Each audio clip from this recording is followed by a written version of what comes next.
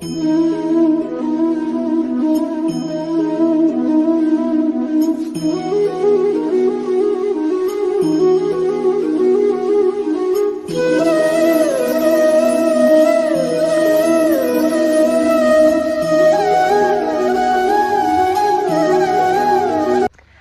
Everyone, welcome back to my channel myself Kasturi and welcome back to another blog. তো আজকে হচ্ছে জন্মাষ্টমী, আর জন্মাষ্টমীর দিন আমার দিদির বাড়িতে নেমন্তন্ন আছে, তাই সেখানে যাব। তাছাড়াও আজকে একটা স্পেশাল জায়গাতে যাব, সেটা হচ্ছে মায়াপুরে যাব। তো আজকে গবলু সোনাকে প্রথমবার আমরা বাড়ি থেকে বার করছি এবং মায়াপুর ঘুরতে নিয়ে যাচ্ছি।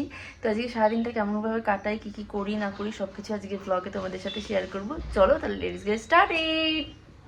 তো এই ঝুড়িটা করে আমাদের গবলু সোনাকে নিয়ে যাব, এখানে সব সেট আপ করে রেখেছি। আর এবার গবলু সোনাকে পুজো দেবো এবং স্নান করাবো। কালকে ঠাকুরটাকে অঙ্গরাগ করিয়েছি আর জামাও পরিয়ে রেখেছি একটা। তো আজকে নতুন জামা পরাবো, যেটা এখানে রাখা আছে, কিনে এনেছি। চলো তাহলে পুজোটা দিয়ে নিই। তো এখানে ঠাকুরের সব ফুলটা এনেছি, এই ফুল একে একে এই জলের মধ্যে রেখে দেবো, দেন ঠাকুর স্নান করিয়ে নেবো।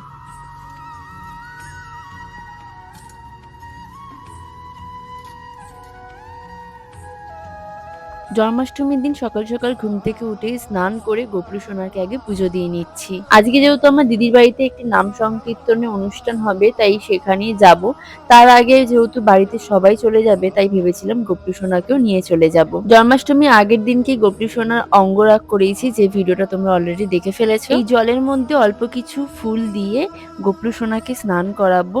প্রত্যেক বছর জন্মাষ্টমীতে বাড়িতে ঘরোয়াভাবে অনুষ্ঠান করা হয়, পুজো করা হয়, কিন্তু এই বছর যেহেতু বাড়িতে থাকছি না আর যাবই সেই জায়গায় যেখানে স্বয়ং শ্রীকৃষ্ণের মন্দির আছে, তাই ভাবলাম গবলু সোনাকে নিয়ে যাই। প্রথমবার যেহেতু নিয়ে যাব, তাই সুন্দরভাবে সাজিয়ে গুজিয়ে নিয়ে গেছিলাম। স্নান করিয়ে উঠে তারপর গা মুছিয়ে দিচ্ছি। যেমন ভাবে একটা ছোট্ট বাচ্চার পরিচর্যা করা হয়, সেরকমই তো গবলু সোনারও পরিচর্যা করতে হয় আমাদের। গাটা মুছিয়ে নেওয়ার পর গবলু সোনার জন্য একটা জামা কিনে এনেছি, যেটা আমি নিজেই পছন্দ করে এনেছিলাম। এই জামার কালারটা আমার ভীষণ ভালো লেগেছিল। তো এটাই এখন পরিয়ে দিচ্ছি গবলু সোনাকে সুন্দরভাবে। জন্মাষ্টমীর দিন তো অনেকের বাড়িতেই জন্মাষ্টমী অনুষ্ঠান হয়, কিন্তু আমার অনেক দিনকার ইচ্ছা ছিল যে আমি মায়াপুরে একবার হলেও গবলু সোনাকে নিয়ে যাব। সেই ইচ্ছেটা মনে হয় আজকে পূরণ হতে চলেছে।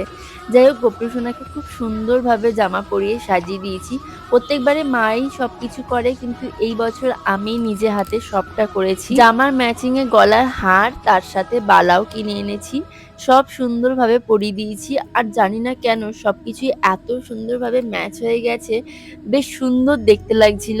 এই বালাগুলো দেখলাম জামার ম্যাচিং এ এনেছি, তো এত সুন্দর পরে লাগছিল। আচ্ছা, তোমরা কিন্তু কমেন্টসে অবশ্যই জানিও আমার গবলু সোনাকে জন্মাষ্টমীর দিনকে কেমন লাগছে দেখতে। পুজো দেওয়ার পর বাস্কেটটা আমি আরো একবার গুছিয়ে নিয়েছি, সাথে এখানে গবলু সোনার বসবার একটা আসনও পেতে দিয়েছি। বাস্কেটটা সুন্দরভাবে গোছানোর পর কিছু চকলেটও দিয়ে দিয়েছি। আজকে বেরোনোর আগে মা ডাল সিদ্ধ আর ভাত দিয়েছিল, সেটাই খেয়ে নিলাম। আমি রেডি হয়ে গেছি, এটা হচ্ছে আমার ফাইনাল লুক। আর গবলু সোনাকে নিয়ে এক্ষুনি বেরিয়ে যাব। আর এখানে আমার বাবা মা সবাই রেডি। কি? আচ্ছা ঠিক আছে, নিচ্ছি তো। না না, রাখবো কেন?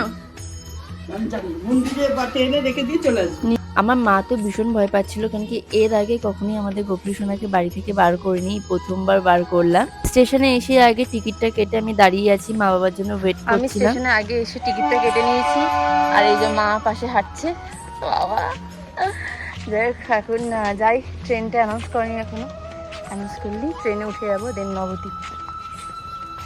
ট্রেনে উঠে যেতে যেতে কত মানুষ যে জিজ্ঞেস করেছে যে এটা কি গোপাল, বলে বোঝাতে পারবো না। সবাই খাঁচার দিকে তাকাচ্ছে আর একবার করে গবলু সোনাকে দেখছে। আমিও প্রথমবার যেহেতু নিয়ে যাচ্ছি, প্রচন্ডই নার্ভাস ছিলাম।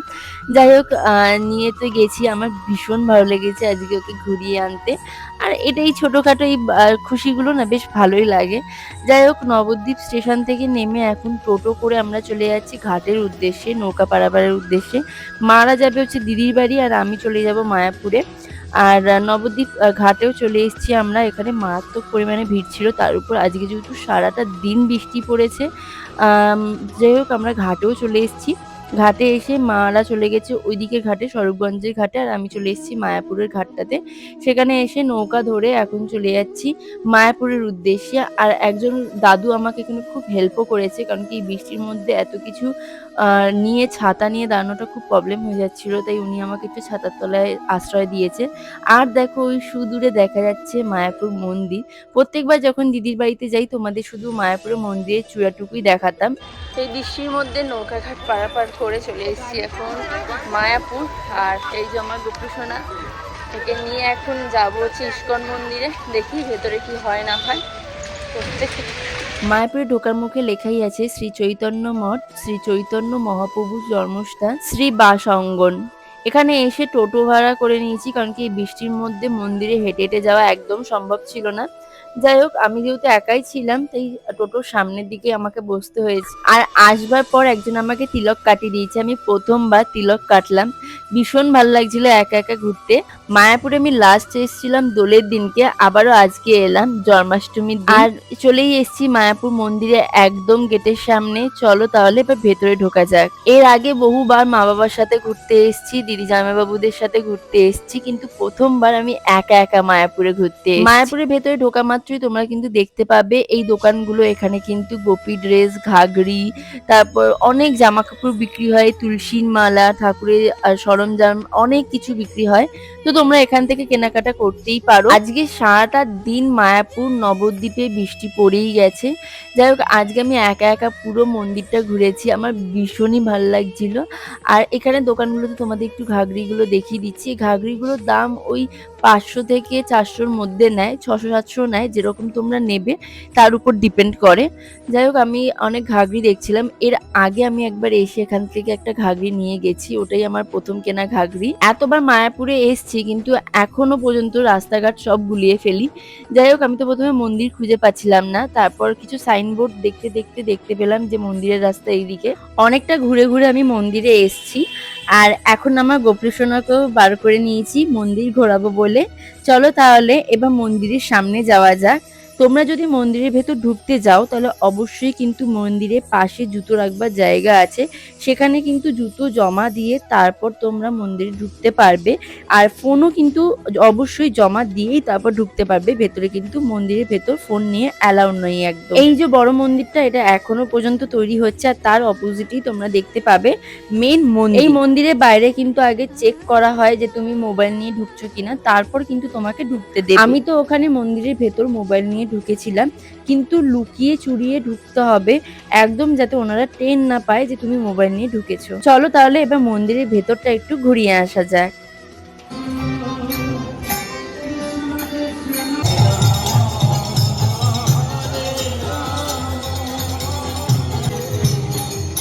হরে কৃষ্ণ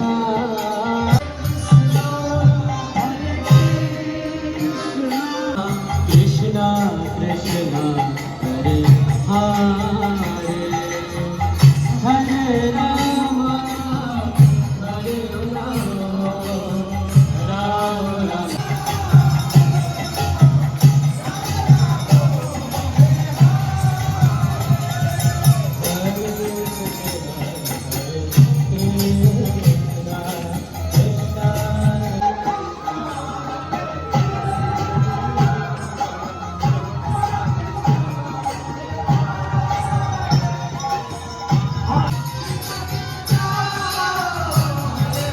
এখন যে বিশেষ সংস্কারটি আমরা করতে চলেছি তাকে বলা হয় উপনয়নম। This particular samskara was actually done by Akrura. He brought Krishna Balaram to Mathura. এবং অক্রুরা তিনি কৃষ্ণ বলরামকে মথুরায় এনেছিলেন। তিনি কংস বধ করেন। জন্মাষ্টমী উপলক্ষে মন্দিরের ভেতর বিশেষ অনুষ্ঠান চলছে, আর তার সাথে আমি মন্দিরের ভেতর বসে গোপী সোনার সাথে অনেকটা সময় কাটিয়ে ফেললাম। এছাড়াও মন্দিরের ভেতর দেখলাম একটি দোকান টাইপের করা আছে, সেখানে গীতা থেকে শুরু করে জপ করার মালা, বই পাঠের জায়গা, ঘন্টা, আরো অনেক কিছু, গোপালের জামা, তুলসীর মালা, অনেক কিছু রয়েছে। এবং এখানে প্রচন্ডই ভিড় ছিল আজকে, দেখতেই পাচ্ছ। আর জায়গাটা কিন্তু অপরূপ সুন্দরভাবে সাজানো। ভেতরে এই জায়গাটি ঘোরাঘুরি করবার পর, অনেকক্ষণ ভেতরে থাকবার পর বাইরে বেরিয়ে এসেছি। তো এবার ভাবছি দিদির বাড়ির উদ্দেশ্যে চলে যাব। আর আমি এখান দিয়ে এবার বেরিয়ে যাব ভাবছি। যাই হোক প্রচন্ড বৃষ্টি পড়ছে, এই বৃষ্টির মধ্যেই ভিজে ভিজেই আমি ঘুরে বেরিয়েছি, কারণ কি ছাতা আমি বার করিনি, এত কিছু ছিল হাতের মধ্যে তাই জন্য। এই জায়গাটি হচ্ছে মন্দিরের পেছন দিকে, এই দিকটাতে কিন্তু পার্কিং করা হয়, সাথে আবার এইখানেই রয়েছে হচ্ছে গদা ভবন, গীতা ভবন। আর দেখতেই পাচ্ছ এখানে কিন্তু অনেক 4 চাকা গাড়ি পার্কিং করা রয়েছে। তাছাড়াও কিন্তু গীতা ভবন, গদা ভবনে থাকবারও ব্যবস্থা রয়েছে, যেটি হচ্ছে মন্দিরের ভেতরই একটি। এইখানেও কিছু দোকান দেখলাম, এই শাড়িগুলোর দাম শিফনের বলছিল শাড়িগুলো 300 কেমন টাকা দাম করে, আছে? এগুলো কিন্তু শিফনের শাড়ি। এছাড়াও ছিল হচ্ছে ব্যাগের দোকান, এখানে বিভিন্ন রকমের ব্যাগ পাওয়া যাচ্ছে, ঘাগরি তো এখানে পাওয়া যাবেই। তোমরা যদি বলো ঘাগরি কি কোথা থেকে কিনবে কিংবা কোথা থেকে পরবে, অবশ্যই মন্দিরের ভেতরেও গিয়ে একবার দাম দর করবে, তারপর বাইরে থেকেও কিনতে পারো, বাইরেও কিন্তু সেম দাম থাকে।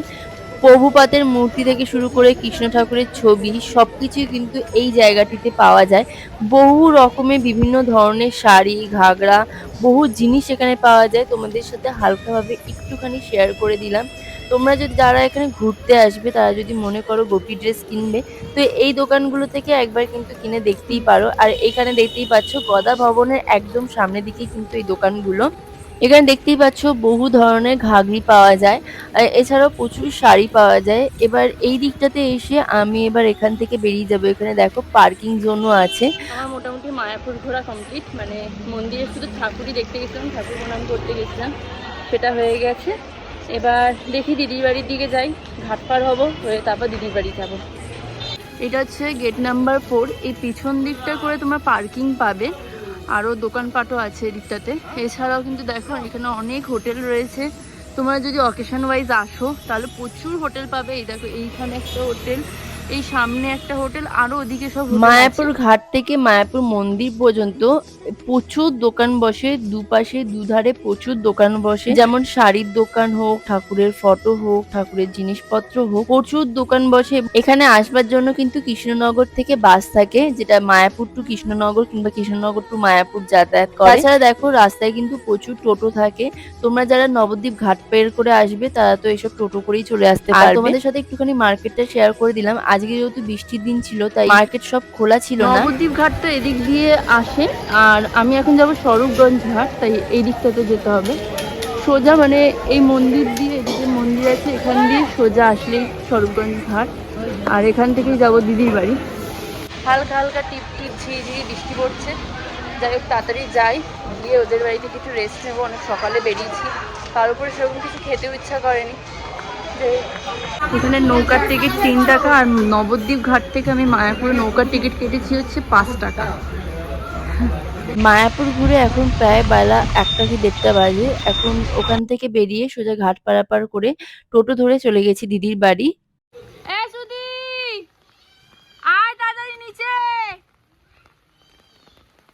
মায়াপুর গেছিলাম, তাড়াতাড়ি এসে নিয়ে যা।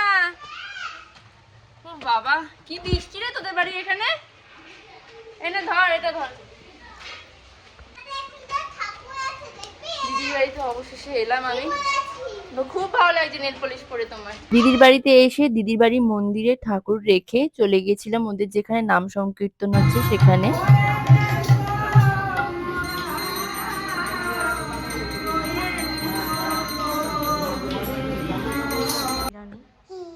ঠিক আছে, এখন আমাকে সারাদিন স্মৃতি জ্বালাবি জ্বালাবি জ্বালাবি জ্বালাবি, পুজু পুজু পুজু ইরানি ফরফরানি ফড়িং বাজা খায়। আমাদের জন্য কিছু খাবার এনেছিস? খিদে পাচ্ছে আমার। দেখ যা। নাম সংকীর্তন শুনে একটু ঘরে গিয়ে রেস্ট নিলাম, তারপর দেখি এখানে রান্না হচ্ছে। কি কি মেনু হচ্ছে আজকে দেখি, সেটা পরে জানতে পারো। এটা সুন্দর তুলসী মালা হাতে বানিয়েছে, কি সুন্দর সুন্দর, এই একটা খুব সুন্দর। চলো আসো ভেতরে আসো, বাবাকে দিই। তুলসী মালা, এগুলো অরিজিনাল তুলসী গাছের মালা না? হ্যাঁ, এরকম বড় বড় আছে, আবার এরকম ছোট ছোট আছে, সরু সরু। এখানে গোপী সোনাকে রেখে দিয়েছি, আর শ্রুতি এখানে বারবার ধরে এসে ওকে জ্বালাচ্ছে। কেন জ্বালাচ্ছিস তুই?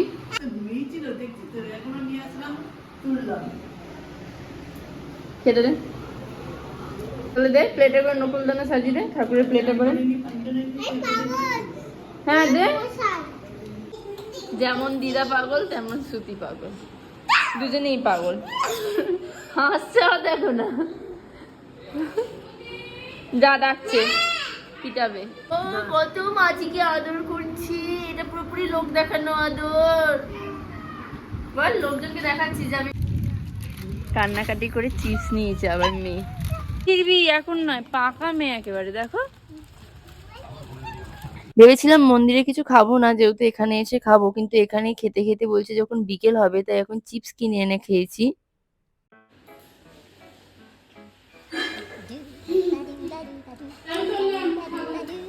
শালুনি মাসি সাজতে দেখো না, আইশ্যাডো লাগাচ্ছে। লাগা লাগা ভালো করে লাগা, এমন ভাবে আইশ্যাডো লাগে বুঝি বাবা। খুঁজছে এখন সবকিছু, ও তুলি চাই আবার। হ্যাঁ পর পর বাবা দেখি কোথায় যাবে তো সেজে। এই হচ্ছে সুদিন মেকআপের জিনিস, যা দিয়েও ভালো মতো করে সাজছে। এত সুন্দর সাজছে মনে হয় আর কেউ পারে না। তোর মতো কেউ পারে না? তো মাসিও পারে না তার মানে? ও ও খুব সুন্দর হয়েছে। এত জোর খিদে পেয়ে গেছে যে এখন বসে বসে আপেল খাচ্ছি, একটু রেস্ট খেয়েছি, পেটে একটু শান্তি মনে হচ্ছে। আমি যত না সেজে এসেছি তার থেকে বেশি আমার বোনজি সাজছে ওইখানে দাঁড়িয়ে দাঁড়িয়ে, ঠিক আছে। আর এটা হচ্ছে ওর মায়ের মেকআপের খাজানা, এই যে এটা। আমি কি সাজি, আমি কি করি তার থেকে দ্বিগুণ হচ্ছে ঢঙিও আমার বোনজি, ঠিক আছে। মানে ও যে আমার বোনজি সেটা পুরো প্রমাণিত, অক্ষরে অক্ষরে প্রমাণিত। মানে তখন ধরে যে লিপস্টিক ঘষছে তো ঘষছে, ঘষছে তো ঘষছে, মানে ফাইনাল লুকটা তারপর দেখাবো আমি কি নিজে নিজে সেজেছে। যাই হোক, দেখি ওর সাজটা কতক্ষণে কমপ্লিট হয়। বাবা আমার দিদি আজকে গোপালের জন্য এত কিছু আয়োজন করেছে। দিদি পুজো দে।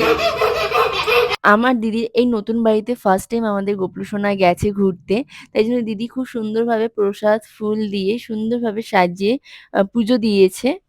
জন্মাষ্টমীর দিনকে যে তুমুল বৃষ্টি হচ্ছে, আর বৃষ্টির মধ্যে আমি ওয়েট করছি আমার কাকিমার জন্য। কাকিমা আসছে, কিন্তু যেহেতু বাড়িটা চেনে না এক্সাক্ট বাড়িটা, তাই জন্য ওয়েট করছি। ওই যে আমার কাকিমা এসছে, যাই। জামা কাপড় সব ভিজে গেছে, এখানে আবার গলিতে জলও জমেছে। আর এই গলিতে এত জল জমেছে রাস্তাটায় পুরো, রে বাপরে বাপ। তো কাকিমা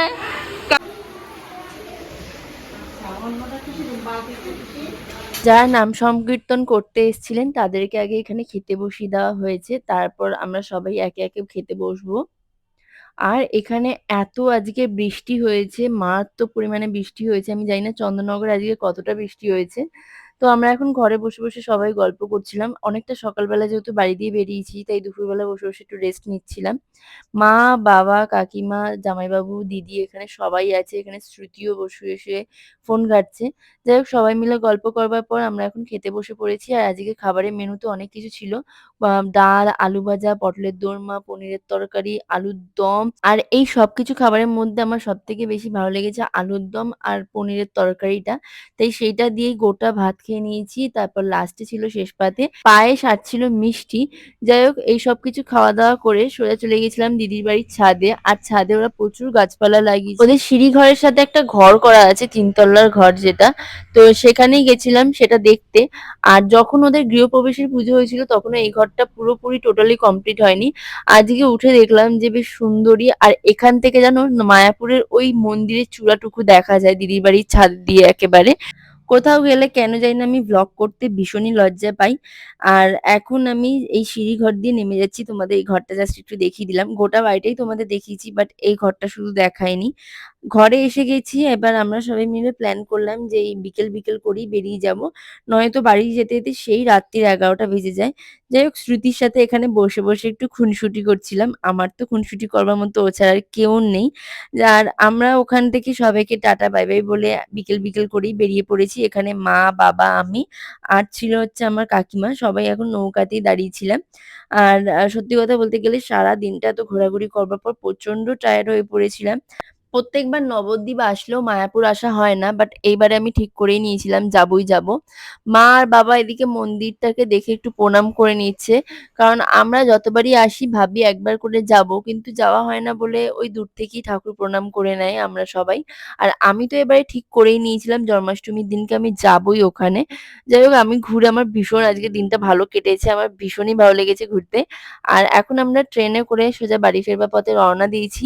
আজকে অনেকদিন পর তোমাদের সাথে হোল ডে একটা ভ্লগ শেয়ার করেছি। আজকের ভ্লগটা এইটুকু।